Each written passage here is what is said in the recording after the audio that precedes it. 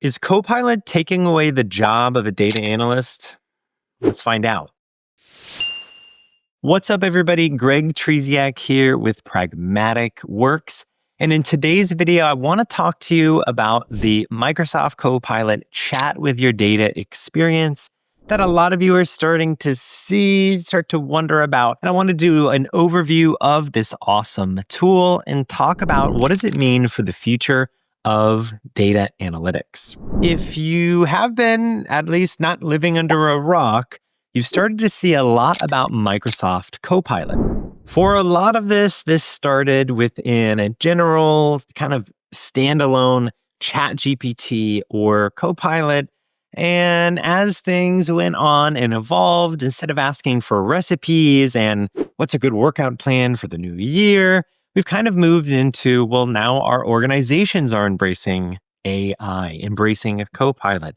And you might have used Copilot in Office, help you write out some emails, Outlook, Teams, make a PowerPoint, even do some Excel formulas. If you're wondering about how to leverage Copilot in Office, well, I think these videos, the Man versus Copilot series, is a great place to start. We saw that evolve, right? We could start kind of playing around with just general prompting, and then slowly but surely it became a tool leveraged in work. And you maybe got a Copilot license in your organization, and you could say, hey, wrap up the last, week of meetings in a quick one-paragraph summary. All these great things that made our jobs more effective. We also got to see more querying. You got better. Maybe you started to do advanced prompting to really get exactly what you wanted. You saw these features of creating images, adding documents, all that graph integration, and even more great things. But now things have continued to evolve. And sometimes even for me, it feels like it is going at a rapid pace. It's hard to keep up sometimes. And that's why I wanted to create today's video to talk to you about the chat with your data experience. What is it? What does it mean for us in the data world going forward? And how we can best prepare for this new inevitability and change right now. What is this chat with your data experience? Well, part of it starts in Power BI. Copilot is present in Power BI. We can go there. We can ask questions about our report. We can have a lot of kind of things built out there and query the data. But the bridging of the gap is that has become more powerful alongside we now have in the Power BI service the Copilot button. Not exactly brand new, but the way that it functions now at the scale and speed that it does has really changed the game. Now we really have a full-scale Google or Bing for our data. We can ask questions, we can query, and get results right here in this service. So instead of you kind of working in your report, playing around with some things, the intention here with Chat with Your Data is you have this available for users to jump onto the Power BI service, go to the Copilot button, and ask away with their data. They're going to be presented with their relevant workspace, and as long as there's capacity units, they're going to be able to query anything they have access to. Copilot Chat with Your Data might decide to bring in a visual. It might actually do a DAX query here.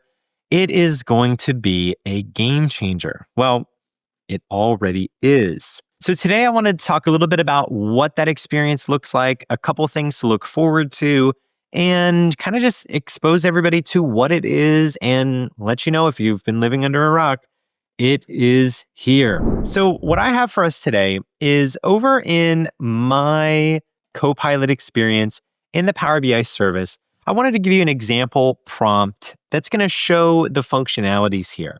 The first thing that you're going to see is Copilot preview in the Power BI service Copilot pane here. It's still in preview, lots of things changing, new additions, all those different things, right? We're also going to see our search question area here, right? We can look for semantic models. We can ask questions. Now, if I ask a generic question, that is where you might have it pick the most relevant report to the question. Show me the top sales. Well, I could have like 50 different sales reports. Generally, you can do that it will still work, or it may ask for clarification. But I like to use this little plus sign here. And I want to show you with our first example. And I'm going to grab this one. It's my Field Banks Instructor Report. That is from a public class we did, our Dashboard in a Day class. If you've never attended a Dashboard in a Day and you want to up your Power BI game, I'd love to see you there. This is a failed bank data set. So it's tracking bank failures within the United States. So I'm going to select this here and I'm going to ask a simple question. I imagine, okay, what would somebody who wants to know about the banking data, what would they ask? Maybe they'll come in and say, what are the top 5 states by bank failures? And here we go. We query, we ask our prompt, we ask our question, and boom, we get our results. So I said, what are the top 5 bank failures? What did it do? It pulled the top 5: Georgia, Florida, Illinois, California, and Minnesota. Minnesota, eh? Lots of interesting things that are happening here. Number 1, it did answer our question. Those are the top 5. It also gives us this little Chicago-style annotation that says, hey, 1, this is from this report, the one I requested. This is the workspace. This is the owner. This is when it was last updated. I also see that down here in the actual visual. The 1 is here, and it is also here. All right, so this is what it's referencing. It did bring in the entire visualization, which I think is a little bit of a nuance that we need to touch on, because I asked for the top 5. It could have just like filtered it, done some DAX or done something that was extra steps, extra magic, and given me that, and it didn't. It realized, well, hey, we've got the report right here. I have the same visual that would answer this question. I'm just going to show them the whole thing, but I'm going to help filter it by answering it up at the top. I think that is awesome. And it means that as this chat with your data experience grows and you bring it to your organization, it's going to be able to handle when you've got like 50 different sales reports with tons of pages. There's a little bit more to that we'll talk about, but let's explore the other areas. You might be wondering, well, hey, Greg, what about my custom visuals? Yeah, those are there. So as a data analyst, all the work that has been put into building reports, building visuals, that is not going away. That is still needed. That is still extremely helpful. Yes, Copilot can create visualizations on its own. Doesn't even need me to do this here. All that work we've done is going to be available here. I can maximize and see it in an expanded view. I also have the ability to view it in the reports. I see the reference again. I can like or dislike my result. And even here, I can explore the answer. It's kind of a mistreated features. People know about it, but they don't use it. You want to know more about this explore area? Check out the video right over here. Did a really good video on it. I like it, but I think it's more impactful now because Copilot's going to generate that response. It's going to give you the visual. It's going to be there. And you might decide, well, I didn't like that it made this chart. I need it as a table. Or you know what? I want to do it as this one. This is something that can be saved and shared and kind of gives you a little bit more flexibility with your prompts here. This is awesome. I ask a simple question and I get those results. But the idea behind this here is there's going to be an element of prep work. And this is where I need all my data analysts out there to listen up for a moment. Is your job as a data analyst at risk? No, I don't think so. However, I do feel like that Copilot at its current speed and where it's going with Chat with Your Data, it puts a little bit of pressure to keep expanding your skills. And I want to talk about where you should go. If you see this and you go, oh my gosh, well, I could have done that in my report. Yes, you could have. You may have already built it.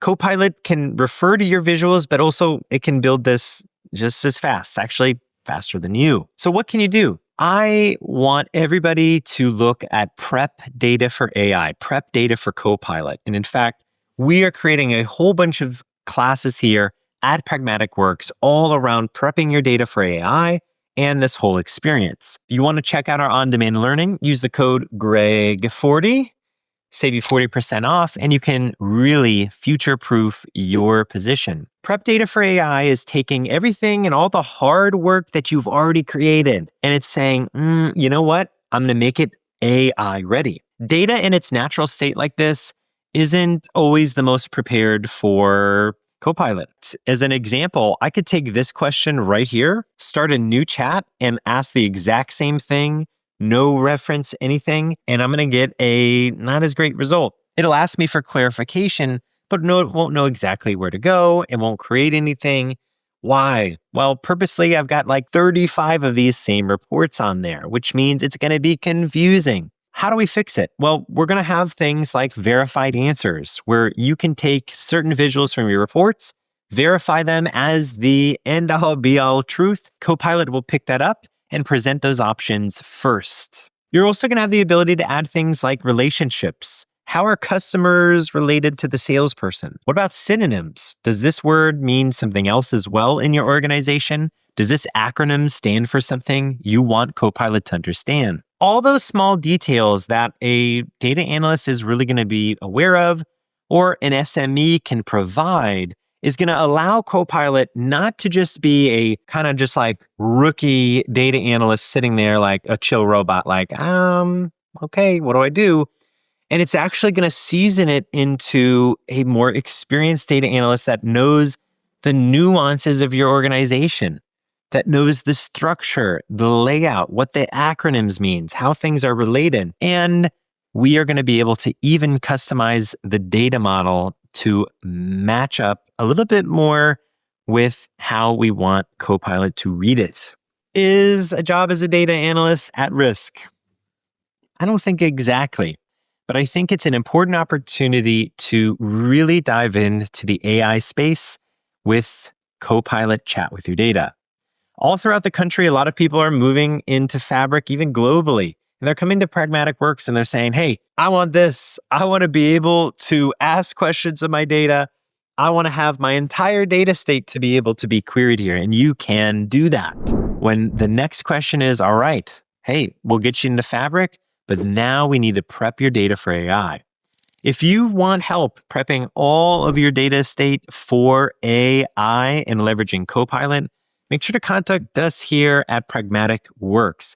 We're offering a lot of services where we're helping people with that transition so you and your organization are ready for 2026. That's the Chat with Your Data ecosystem, the ability to ask questions here in the service. I'm wishing everybody a happy new year. Get ready for AI. It ain't going anywhere.